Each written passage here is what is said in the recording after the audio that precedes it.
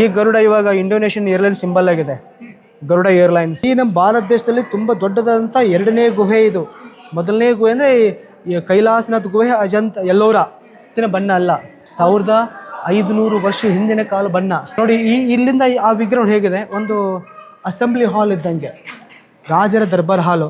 ಒಬ್ಬ ರಾಜರು ಸಿಂಹಾಸನ ಮೇಲೆ ಕುಳಿತುಕೊಂಡು ಸ್ಪಷ್ಟವಾಗಿ ಬರೀ ಮನುಷ್ಯನ ದೇಹದ ಅಷ್ಟೇ ಅಲ್ಲ, ಆ ಒಂದು ಹಾವಿನ ಒಂದು ಅಂಗಗಳ ಬಗ್ಗೆ ತುಂಬ ಸ್ಪಷ್ಟವಾಗಿ ಇಲ್ಲಿ ಕೆತ್ತನೆ ಮಾಡಿದ್ದಾರೆ.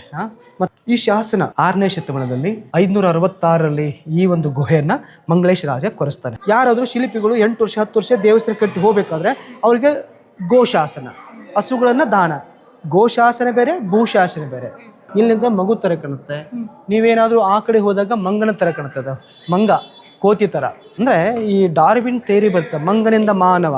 ಈ ಥೇರಿಗಳನ್ನ ಈ 6ನೇ ಶತಮಾನದಲ್ಲೇ ಇವ್ರು ಮಾಡಿಬಿಟ್ರು ಎಲ್ಲ. ಇದು ಗುಹೆ ನಂಬರ್ 3. ತುಂಬಾ ವಿಶಾಲವಾದಂಥ ಬಂಡೆಯನ್ನ ಕೊರೆದು ಇಲ್ಲಿ ಒಂದು ಗುಹೆಯನ್ನ ಮಾಡಿರುವುದು. ಇದು ಕೂಡ ವಿಷ್ಣುನ ಒಂದು ಗುಹೆ ಮಾತ್ರ. ಅಲ್ಲಿ ಫಸ್ಟ್ ನೋಡಿದ ಶೈವ ಆದರೆ second Vishnu and third Vishnu ಮಾತ್ರ. ಈ ಒಂದು ಗುಹೆಯನ್ನು ಮಾಡಿದ್ದು ಸಮಯ 6ನೇ ಶತಮಾನದಲ್ಲಿ. 6ನೇ ಶತಮಾನದಲ್ಲಿ ಮಂಗಳೇಶ ರಾಜ ಇರ್ತಾನೆ, ಮಂಗಳೇಶ. ಬಟ್ ಇಲ್ಲಿ ಕೂಡ ವಿಷ್ಣುನ ವಿಗ್ರಹ ಒಳಗಡೆ ಇಲ್ಲ, ಗರ್ಭಗುಡಿ ಒಳಗಡೆ. ನಾವೊಂದು ಪೇಪರ್ ಕಟ್ ಮಾಡಬೇಕಾದ್ರೆ ಫೋಲ್ಡ್ ಮಾಡ್ತೀವಿ, ಸ್ಕೇಲ್ ಬೇಕು, ಸೀಸರ್ ಬೇಕು. ಎಷ್ಟು ನೀಟಾಗಿ ಸ್ಪಷ್ಟವಾಗಿ ಬಲಗಡೆಯಿಂದ ಎಡಗಡೆ ಇಷ್ಟು ಕರೆಕ್ಟ್ ನೋಡಿ, ಎಷ್ಟು ಲೆಂತ್ ಎಷ್ಟು ಸ್ಟ್ರೇಟಾಗಿ ನೋಡಿದ್ದು. ಬಂಡೆ ಕೆಳಗೆ ಮೇಲೆ ಇಲ್ಲ, ಈ ಲೈನ್ಔಟ್ಸ್ ಕರೆಕ್ಟಾಗಿ ಬಂಡೆನ ಕೊರೆದು ಇಷ್ಟು ಅದ್ಭುತವಾದಂಥ ಗುಹೆಯನ್ನು 6ನೇ ಶತಮಾನದಲ್ಲಿ ಒಂದು ನಮ್ಮ ದೇಶಕ್ಕೆ ಒಂದು ಒಳ್ಳೆಯ ಶಿಲ್ಪಕಲೆ, ಒಂದು ಸಾಹಿತ್ಯದ ಕಲೆಯನ್ನು ಒಂದು ಗಿಫ್ಟ್ ಆಗಿ ಕೊಟ್ಟಿದೆ, ನೋಡ್ತಾ ಇದ್ದೀವಿ ಇದರಲ್ಲಿ. ಇದಕ್ಕೆ ಒಂಥರ ನೋಡಿ, ನೋಡ್ಲಿಕ್ಕೆ ಒಂಥರ ಚೈನಾ ಡ್ರ್ಯಾಗೋನ್ ಥರ ಇದೆ, ಯಾಳಿ ಅಂತ ಕರಿತೀವಿ, ಕಾಲ್ಪನಿಕ ಪ್ರಾಣಿ. ಇಲ್ಲಿ ಇವೆಲ್ಲ ಕಲರೆಲ್ಲ ಮಿಕ್ಸ್ ಮಾಡ್ತಾಯಿದ್ರು, ಪೇಂಟಿಂಗ್ಸ್, ಬಣ್ಣ ಎಲ್ಲ ಮಿಕ್ಸ್ ಮಾಡಿ ಬಂಡೆಗೆ ಬಣ್ಣ ಹಚ್ತಾಯಿದ್ರು. ಅಲ್ಲಿ ನೋಡಿ ಮೇಲೆ ನೋಡಿ, ಹಸಿರು ಕಲರ್ ಮೇಲೆ. ಅದು ಇವತ್ತಿನ ಬಣ್ಣ ಅಲ್ಲ, 1500 ವರ್ಷ ಹಿಂದಿನ ಕಾಲ ಬಣ್ಣ. ಅಲ್ಲಿ ನೋಡಿ, ಹೌದೌದು, ಅಲ್ಲೇನೆ ಗ್ರೀನ್ ಇದೆಲ್ಲ, ಗ್ರೀನ್. ಅದ್ರ ಕೆಳಗಡೆ 4 ಸ್ತ್ರೀಯರ ಮುಖಗಳಿದೆ. ನಿಮ್ಮ ಕಡೆ ನೋಡಿ, ಇಲ್ಲಿ ಹಸಿರು ಕಲರ್ ಇದಲ್ಲ, ಹಸಿರು ಪಟ್ಟಿ ಇದೆ ನೋಡಿ, ಅದ್ರ ಕೆಳಗಡೆ 4 ಸ್ತ್ರೀಯರ ಮುಖಗಳು ಕಾಣುತ್ತೆ ನಿಮಗೆ. ನೋಸ್ ಇದೆ, ಹೇರ್ ರಿಂಗ್ಸ್ ಇದೆ, ಪರ್ಫೆಕ್ಟ್ ಒಂದು ಬಣ್ಣ. ಬಟ್ ಅದೆಲ್ಲ ಮಾಡಿದ್ದಾರೆ. ಅರ್ಬಲ್ ಅಂತ ಒಂದು ಗಿಡ ಮೂಲಿಕೆಗಳನ್ನ ತಗೊಂಡು ಬಂದು ಅಲ್ಲೆಲ್ಲ ಎರೆದು ತೆಗೆದು ಅದರಿಂದನೇ ಬಣ್ಣ ಹಚ್ಚಿರೋದು. ಇವಾಗೆಲ್ಲ ಕೆಂಪಲ್ 1500 ವರ್ಷ ಆಗಿದೆ, ಆದ್ರೂ ಇನ್ನೂ ಆ ಬಣ್ಣ ಇನ್ನೂ ಉಳ್ಕೊಂಡಿದೆ. ಬಟ್ ಇವಾಗ ನಿಧಾನವಾಗಿ ಬಣ್ಣ ಎಲ್ಲ ಸ್ವಲ್ಪ ಹೋಗ್ತಿದೆ ಮಾತ್ರ. ಈ ಕಡೆ ಇದು ನರಸಿಂಹ, ಮತ್ತು ಈ ಕಡೆ ಹರಿಹರ. ಈ ಕಡೆ ಲಕ್ಷ್ಮಿ, ಶಿವ, ಪಾರ್ವತಿ ಏನೂ ಇಲ್ಲ, ಜಸ್ಟ್ ಒಂದು ವಿಷ್ಣುನ ವಿಗ್ರಹ. ದೊಡ್ಡದಿದೆ ನೋಡಿ, ಎತ್ತರವಾಗಿದೆ, ಜಾಗ ಇದೆಲ್ಲ, ಫೇಸಸ್ ಇದೆ, ಜಾಗ ಇದೆಲ್ಲ ಎತ್ತರವಾದಂತ ಕಟ್ಟು ಮಾಡಿದ್ದಾರೆ ನೋಡಿ. ಇಲ್ಲಿಂದ ಆ ವಿಗ್ರಹ ಹೇಗಿದೆ, ಒಂದು ಅಸೆಂಬ್ಲಿ ಹಾಲ್ ಇದ್ದಂಗೆ, ರಾಜರ ದರ್ಬಾರ್ ಹಾಲು.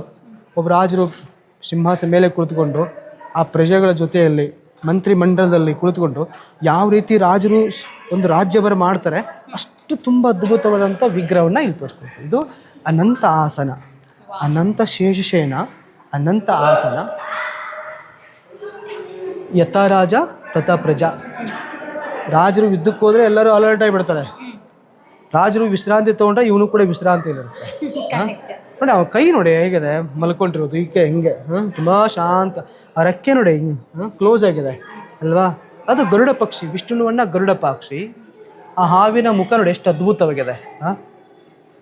ಹಾವು, ಆ ಎರಡು ಹಲ್ಲು ಕೋರೆಗಳಾಗಿರ್ಬೋದು, ಆ ಮೂಗಾಗಿರ್ಬೋದು, ಕಣ್ಣುಗಳಾಗಿರ್ಬೋದು, ಸ್ಪಷ್ಟವಾಗಿ ಬರೀ ಮನುಷ್ಯನ ದೇಹದ ಅಷ್ಟೇ ಅಲ್ಲ, ಆ ಒಂದು ಹಾವಿನ ಒಂದು ಅಂಗಗಳ ಬಗ್ಗೆ ತುಂಬ ಸ್ಪಷ್ಟವಾಗಿ ಇಲ್ಲಿ ಕೆತ್ತನೆ ಮಾಡಿದ್ದಾರೆ. ಮತ್ತು ಇಲ್ಲಿ ಕೂಡ ವರಾಹುತಾರ. ಈ ಶಾಸನ 6ನೇ ಶತಮಾನದಲ್ಲಿ 566ರಲ್ಲಿ ಈ ಒಂದು ಗುಹೆಯನ್ನು ಮಂಗಳೇಶ ರಾಜ ಕೊರೆಸ್ತಾನೆ. 578ಕ್ಕೆ ಎಂಡ್ ಆಗುತ್ತೆ. ನಂತರ ತನ್ನ ಅಣ್ಣನೇ ಆದಂಥ ರಾಜನಿಗೆ, ಅಂದರೆ ರಾಜ ಅಂದರೆ ಕೀರ್ತಿವರ್ಮ, 1ನೇ ಕೀರ್ತಿವರ್ಮನಿಗೆ ಈ ಒಂದು ಗುಹೆ ಸಂಪೂರ್ಣ ಆದ ನಂತರ ಒಂದು ಗಿಫ್ಟ್ ರೂಪದಲ್ಲಿ ಕೊಟ್ಟೆ ಅಂತ ಒಂದು ಉಲ್ಲೇಖ ಮಾಡ್ತಾನೆ. ಪ್ರೆಸೆಂಟೇಷನ್ನು ಅಂದರೆ ಏನಾದರೂ ಒಂದು ಮನೆ ಕಟ್ಟಿ ನಾವೆಲ್ಲ ಮಕ್ಕಳಿಗೆ ಒಂದು ಇದು ನಿಂದು ಬೆಡ್ರೂಮು, ಇದು ನಿಂದು ರೂಮ್ ಅಂತಿರಲ್ಲ, ಆ ಥರ ಆಗ ರಾಜ ಮಹಾರಾಜ ದೇವಾಲಯಗಳ ಕಟ್ಟಿನೇ ಒಂದು ಉಡುಗೊರೆ ಗಿಫ್ಟ್ ಕೊಡೋಂಥ ಪದ್ಧತಿ ಇತ್ತು, ಪರಂಪರೆ ಅವಾಗೆಲ್ಲ. ಕೆಲವೊಂದು ದೇವಸ್ಥಾನ ಅರ್ಚಕರಿದ್ರೆ ಪೂಜೆ ಅವರಿಗೆ ಹೊಲನ ಭೂಮಿಯನ್ನು ಕೊಡ್ತಾ ಇದ್ರು, ಅದಕ್ಕೆ ಭೂದಾನ. ಯಾರಾದರೂ ಶಿಲ್ಪಿಗಳು 8 ವರ್ಷ 10 ವರ್ಷ ದೇವಸ್ಥಾನ ಕಟ್ಟಿ ಹೋಗ್ಬೇಕಾದ್ರೆ ಅವರಿಗೆ ಗೋಶಾಸನ, ಹಸುಗಳನ್ನು ದಾನ. ಗೋಶಾಸನ ಬೇರೆ, ಭೂಶಾಸನ ಬೇರೆ. ದತ್ತಿ ಕೊಡ್ತಾ ಇದ್ರು ಆ ಥರ. ಇವರೆಲ್ಲ ದರ್ಪಣ ಸುಂದರಿ. ನೀವು ಬೇಲೂರು ಹೋದಾಗ ನೋಡ್ತಿರಲ್ಲ, ದರ್ಪಣ ಕೈಯಲ್ಲಿ ಕನ್ನಡಿ ಇದೆ, ದರ್ಪಣ ಕೈಯಲ್ಲಿ ಮಿರರ್ ಇದೆ, ದರ್ಪಣ ಸುಂದರಿ. ಮತ್ತು ಇಲ್ಲಿ ಕೂಡ ಡ್ರಂಕನ್ ಲೇಡಿ, ನಾವು ಐವಳೆಯಲ್ಲಿ ನೋಡಿದಲ್ಲ, ಸುರಾಪಾನ, ಸೋಮರಸ ಕುಡಿದಾಗ ಅವ್ರ ಕಾಲು ಹೇಗೆ ಹಿಂಗೆ ಕ್ರಾಸ್ ಆಗಿ ಬೀಳ್ತಿದ್ದಾರೆ ಅಲ್ಲಿ, ಈ ಥರ. ಬಟ್ ಇವೆಲ್ಲ ಶಿಲಾ ಬಾಲಿಕೆಯರು. ಶಿಲೆಗಳಲ್ಲಿ ಆ ಬಾಲಿಕೆಯರ ಏಂಜಲ್ಸ್, ಅಪ್ಸರೆ ಇರ್ತಾರ, ಕೆತ್ತನೆಯನ್ನು ಮಾಡಿದ್ದಾರೆ ಇಲ್ಲಿ. ಬಟ್ ಇಲ್ಲಿ ನೋಡಿ, ಇಲ್ಲಿ ನೋಡಿದಾಗ ಮಗು ಥರ ಕಾಣುತ್ತೆ. ಇದು ಚಿಕ್ಕದು ಚಿತ್ರದಲ್ಲ, ಇಲ್ಲಿಂದ ಮಗು ಥರ ಕಾಣುತ್ತೆ. ನೀವೇನಾದರೂ ಆ ಕಡೆ ಹೋದಾಗ ಮಂಗನ ಥರ ಕಾಣುತ್ತೆ. ಅದು ಮಂಗ, ಕೋತಿ ಥರ. ಅಂದರೆ ಈ ಡಾರ್ವಿನ್ ಥೇರಿ ಬರುತ್ತೆ, ಮಂಗನಿಂದ ಮಾನವ. ಈ ಥೇರಿಗಳನ್ನು ಈ 6ನೇ ಶತಮಾನದಲ್ಲೇ ಇವ್ರು ಮಾಡಿಬಿಟ್ರು ಎಲ್ಲ. ಅವ್ರಿಗೂ ಸೈನ್ಸ್ ಗೊತ್ತಿತ್ತು. ಸೈನ್ಸ್ ಗೊತ್ತಿದ್ರೆಲ್ಲ ಬಣ್ಣ ರೆಡಿ ಮಾಡ್ತಾರೆ. ಸೈನ್ಸ್ ಗೊತ್ತಿಲ್ಲ ಅಂದರೆ ಬಣ್ಣ ರೆಡಿ ಮಾಡಲಿಕ್ಕೆ ಸಾಧ್ಯನೇ ಇಲ್ಲ. ಯಾವುದೋ ಗಿಡ ಬೇರುಗಳನ್ನು ಹಾಕಬೇಕು, ಯಾವುದು ಗೋಮೂತ್ರನ ಸೇರಿಸಬೇಕು, ಎಷ್ಟು ಪ್ರಮಾಣ ಹಾಕಬೇಕು, ಅದು ಪರ್ಫೆಕ್ಟಾಗಿ ಅಧ್ಯಯನ ಮಾಡಿದ್ರೆ ಮಾತ್ರ ಈ ರೀತಿ ಬಣ್ಣ ಮಾಡಲಿಕ್ಕೆ ಸಾಧ್ಯ ಇರುತ್ತೆ, ತಯಾರು ಮಾಡಲಿಕ್ಕೆ ಸಾಧ್ಯ ಇರುತ್ತೆ. ಇಲ್ಲಾಂದ್ರೆ ಚಾನ್ಸೇ ಇಲ್ಲ. ಅಂದರೆ ಶಿಲ್ಪಿಗಳು ಅವ್ರವ್ರ ಕೆಲಸ ಅವ್ರವರೇ ಮಾಡ್ತಿದ್ರು. ಶಿಲ್ಪಿಗಳು ಅದ್ಭುತವಾದ ವಿಗ್ರಹಗಳ ಕೆತ್ತನೆ ಮಾಡ್ತಿದ್ರು. ಇದು ಆರ್ಟಿಸ್ಟ್ ಪೇಂಟಿಂಗ್ ಮಾಡೋ ಅವರು ಪೇಂಟಿಂಗೆಲ್ಲ ಮಾಡ್ತಾಯಿದ್ರು. ಸಿವಿಲ್ ಇಂಜಿನಿಯರ್ ಮೇನ್ ಇರ್ತಾ ಅವರು ಹೇಳ್ತಿದ್ರು, ಇಷ್ಟು ಕಂಬ ಬೇಕು, ಇಷ್ಟೇ ಮೆಜರ್ಮೆಂಟ್, ಇಲ್ಲಿಗೆ ಒಂದು 8 ಫೀಟ್ ಗ್ಯಾಪ್ ಇರಬೇಕು. ಎಲ್ಲದು ಅಡ್ವಾನ್ಸ್ ಆಗಿ ತುಂಬ ಸಿಸ್ಟಮೆಟಿಕ್ ಆಗಿ ಒಂದು ಬಂಡೆಯನ್ನು ಕೊರೆಯುವಂಥ ಪದ್ಧತಿ ಇತ್ತು. ಮೇಲೆ ಭಾಗದಲ್ಲಿ ಬ್ರಹ್ಮ, ವಿಷ್ಣು ಮತ್ತು ಮಹೇಶ್ವರ, ಸೃಷ್ಟಿ ಸ್ಥಿತಿ ಲಯ. ಅಲ್ಲಿ ಬ್ರಹ್ಮ, ಇಲ್ಲಿ ವಿಷ್ಣು, ಇಲ್ಲಿ ಮಹೇಶ್ವರ, 3 ತ್ರಿಮೂರ್ತಿಗಳ ದೇವರನ್ನ ನೋಡ್ತಾ ಇದ್ದೀವಿ. ಅದ್ರ ಒಳಗಡೆ ಅಲ್ಲಿ ವಿಗ್ರಹ ಇಲ್ಲ. ಅದನ್ನು ಯಾರು ತಗೊಂಡು ಹೋದ್ರು, ಏನು ಮಾಡಿದ್ರು, ಎಲ್ಲಿ ಹೋಯ್ತು, ಯಾವುದೇ ರೀತಿ ಪ್ರೂಫ್ ಅಲ್ಲಿ ಸಿಗ್ತಾ ಇಲ್ಲ. ಜಸ್ಟ್ ಗರ್ಭೋಡಿ. ಅಂದ್ರೆ ಇಲ್ಲಿ ಒಂದೊಂದು ಕಂಬನೂ ಒಂದೊಂದು ರೀತಿ ಇದೆ. ಕೆಲವೊಂದು ಸ್ಕ್ವೇರ್, ಆಕ್ಟಂಗಲ್ ಆಗಿದೆ, ಅಷ್ಟಕೋನ, ಅದು ಒಂದು ಸ್ಕ್ವೈರಲ್ ಇದೆ, ಒಂದು ರೌಂಡ್ ಶೇಪಲ್ಲಿ ಇದೆ, ಒಂದು ಕಮಲದ ಹೂವಿನ ಥರ ಇದೆ. ಅದು ಬೇರೆ ಕಂಬ. ಒಂದೊಂದು ಕಂಬಕ್ಕೂ ಒಂದೊಂದು ಬೇರೆ ರೀತಿಯಲ್ಲಿ ಒಂದು ಡಿಸೈನ್ ಎಲ್ಲ ಕೊಟ್ಟಿದ್ದಾರೆ, ನೋಡ್ತಾ ಇದೀವಿ. ತುಂಬಾ ಅಲಂಕೃತವಾದಂತ ಒಂದು ಕಂಬಗಳನ್ನ ನೋಡ್ತಾ ಇದೀವಿ. ನಾನು ನೋಡಿದ್ದಕ್ಕಿಂತ ಇದು ಸ್ವಲ್ಪ ದೊಡ್ಡದಿದೆ. ಎರಡು ನೋಡಿದ್ವಲ್ಲ? ಹೌದೌದು. ಇಡೀ ನಮ್ಮ ದೇಶದಲ್ಲಿ ತುಂಬಾ ದೊಡ್ಡದಾದಂತ 2ನೇ ಗುಹೆ ಇದು. ನಮ್ಮ ಭಾರತ ದೇಶದಲ್ಲಿ ತುಂಬಾ ದೊಡ್ಡದಾದಂತ 2ನೇ ಗುಹೆ ಇದು. ಮೊದಲನೇ ಗುಹೆ ಅಂದ್ರೆ ಕೈಲಾಸನಾಥ್ ಗುಹೆ, ಎಲ್ಲೋರ ಅಜಂತ ಮತ್ತು ಎಲ್ಲೋರದ ಕೈಲಾಸನಾಥ್ ಗುಹೆ, ಅದು ಮೊದಲನೇದ್ದು ಅಲ್ಲ, ಸೈಜಲ್ಲೇ ಅದು ಮೊದಲನೇದ್ದು. ಅದು ಡೇಟ್ ಪ್ರಕಾರ ಅದು 9ನೇ ಶತಮಾನದ್ದು, ನಂತರ ಆಗುತ್ತೆ. ಇದು 6ನೇ ಶತಮಾನ. ಅಂದ್ರೆ ಡೇಟ್ ಪ್ರಕಾರ ಇದು ಫಸ್ಟ್ ಆಗುತ್ತೆ, ಸೈಜ್ ಪ್ರಕಾರ ಇದು ಸೆಕೆಂಡ್ ಆಗುತ್ತೆ, ಅದು ಫಸ್ಟ್ ಆಗುತ್ತೆ, ಆ ಥರ. ಇದು ವಿಷ್ಣುವರ್ಣ. ಇಲ್ಲಿ ಕೂಡ ಗರುಡ ಇದೆ ನೋಡಿ. ಈ ಗರುಡ ಇವಾಗ ಇಂಡೋನೇಷಿಯನ್ ಏರ್ಲೈನ್ಸ್ ಸಿಂಬಲ್ ಆಗಿದೆ, ಗರುಡ ಏರ್ಲೈನ್ಸ್, ಆ ಥರ. ಬಟ್ ಅಲ್ಲೇ ಥೈಲ್ಯಾಂಡು ಅವರೆಲ್ಲ ರಾಜರಿರುತ್ತೆ. ಥೈಲ್ಯಾಂಡು ಮತ್ತು ಅಂಕುರ್ ವಾಟ್ ಆಗಿರ್ಬೋದು, ಮಲೇಷಿಯಾ ಆಗಿರ್ಬೋದು, ಅಲ್ಲ BMC ಎಲ್ಲ ಬಾಂಗ್, ಇವೆಲ್ಲ ಸುತ್ತಮುತ್ತ ಇರೋ ದೇಶಗಳ ಒಂದೊಂದು ಕಲ್ಚರ್ ಸೇಮ್ ಇರುತ್ತೆ ಅಷ್ಟೇ ಮಾತ್ರ. ಮತ್ತು ಅಲ್ಲಿ ಕೂಡ ವಾಮನ ಅವತಾರ ಸೇಮ್, ವಾಮನ ತ್ರಿವಿಕ್ರಮ ಅವತಾರ.